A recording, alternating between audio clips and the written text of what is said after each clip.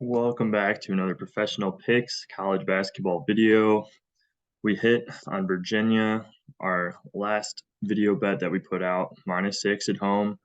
And today we're going to be previewing the Saturday slate for March 4th, second to last day of the regular season, our last college basketball video for the regular season.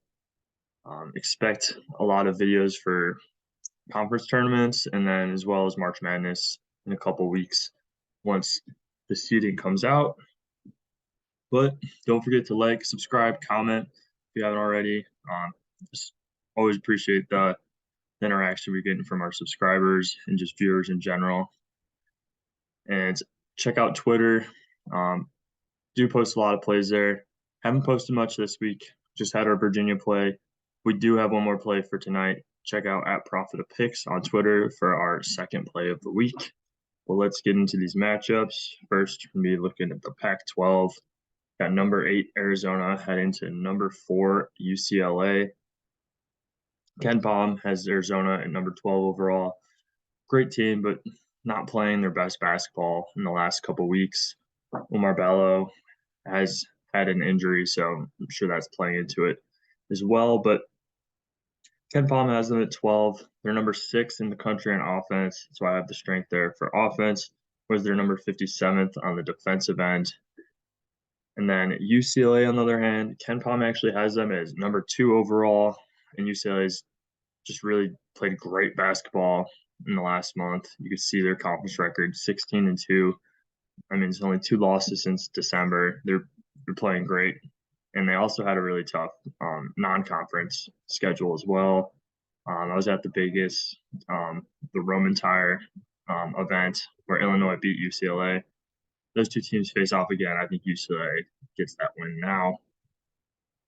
But just looking into this matchup a little bit, UCLA is going to want to slow this game down. They play at one of the slower tempos in all the country. Arizona is going to want to speed it up. Talked about it a lot already, but usually easier to slow the game down. You have to press, force turnovers to speed the game up. So I think UCLA is going to control the tempo here, especially being at home. They have a great home court advantage. They're 15-0 at home on the season. So I'm not even still going to go through the rest of my points, but UCLA hasn't lost at home this year. That's going to be the pick. No matter what the spread is, probably going to be around -3.5, -4 is my guess. There is the uncertainty in Umar Bello's game time decision with his injury, but I think UCLA still wins this game regardless between Jaime Jaquez and Jalen Clark. I think those are two of some of the best overall players in the country. They play both ends of the floor very well, and that's the key. Great on offense, but both Jaime Jaquez and Jalen Clark are great on the defensive end as well. I think they're both top 25 players when you factor into just how many ways they can affect the game. I have Jalen Clark there as the X factor because he's great on the offensive end, but he's even better defensively, just forcing turnovers. I think they're going to cause a real problem here for Kirk Risa, who is an exciting player, hits a lot of tough threes, but he doesn't play the game really valuing the ball. He wants to take tough shots. He wants to make tough passes. He wants to make the flashy plays.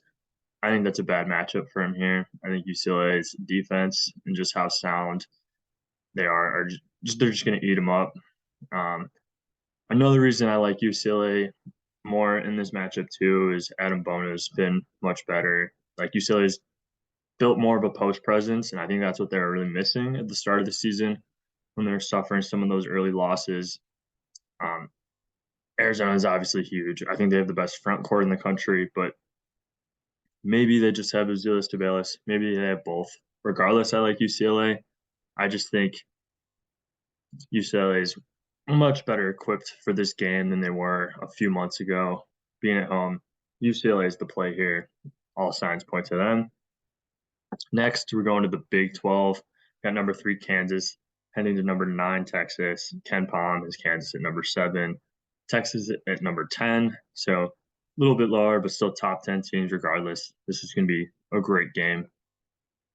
Kansas, 21st in the country on offense, number 9 on defense. So they got a top 10 defense, but also a top 25 offense. I mean, they're 25-5. They're top of the toughest conference in college basketball right now, and they definitely deserved it. I'm really impressed with how this team came together, to be honest. Jalen Wilson, I knew he was going to be their guy, but he really stepped up into that star role.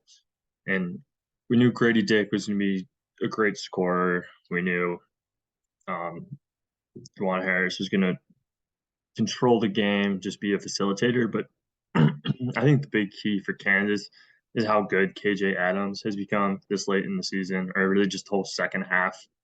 Um, you look at some of his stat lines in those early games, he just didn't really look comfortable out there. Wasn't as much of a threat scoring, but he's really used his strength and athleticism of late. Just attacks the rim, even though he's undersized. He can match up with bigger posts, and then in the full court game, he's just gonna run by them and just really just lean into athleticism. You can see him there on the right side of the picture, but I think he's been a key for them in Kansas's success this season.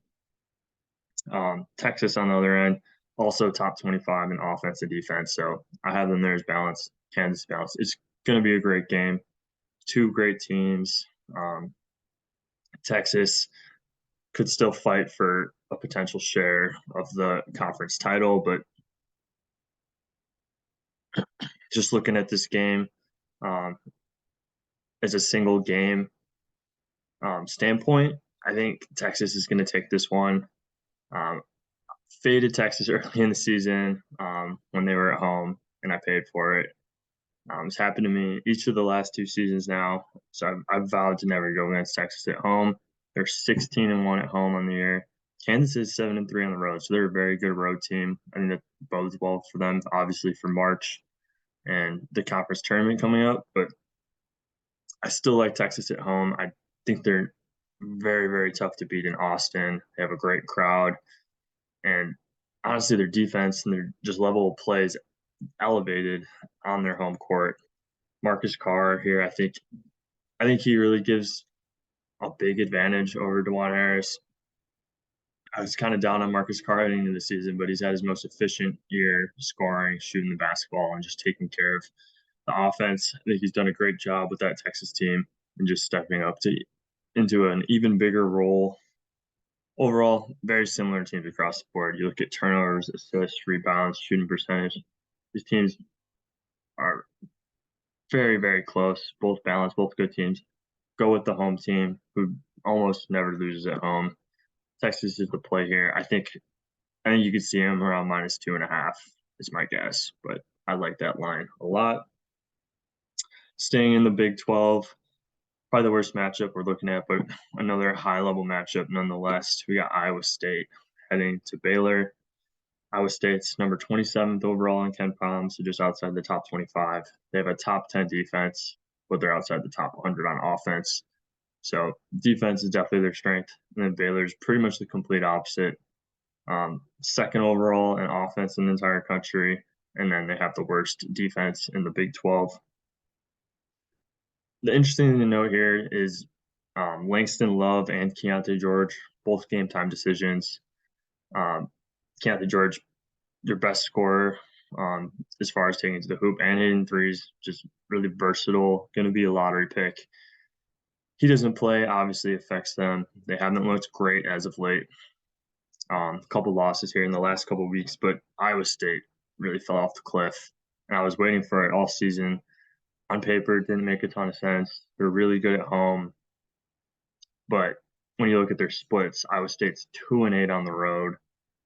Just literally not even the same team. And then you have a guy like Caleb Grill going out for the season, who on the surface looks like he just shoots a ton of threes, but he's a key glue guy for them. Great communicator, great, honestly, on defense, just making the little plays.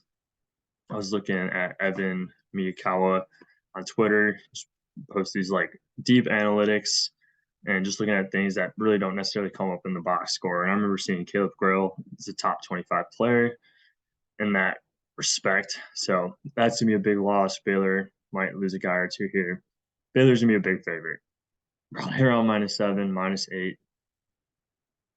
Just monitor the injuries of Keontae George and Langston Love. If they play, I could see Baylor covering big here in a statement win heading into the end of the regular season. On the other hand, if those guys aren't 100%, don't play, you might have some decent value on Iowa State, say +8, +9 here, because not good on the road, but they just find ways to stay in games. They're 17-12.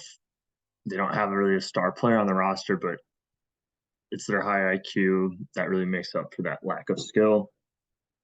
Regardless, I think Baylor big here, potentially some value on Iowa State monitoring injuries.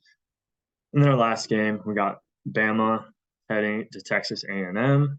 Bama, third overall in KenPom, just been sitting around there the whole season. 19th on offense, 6th on defense, top 20 in both regards, and definitely a contender to win it all this season. Texas A&M, on the other hand, KenPom has them at 23, so even a little bit ahead of the AP poll.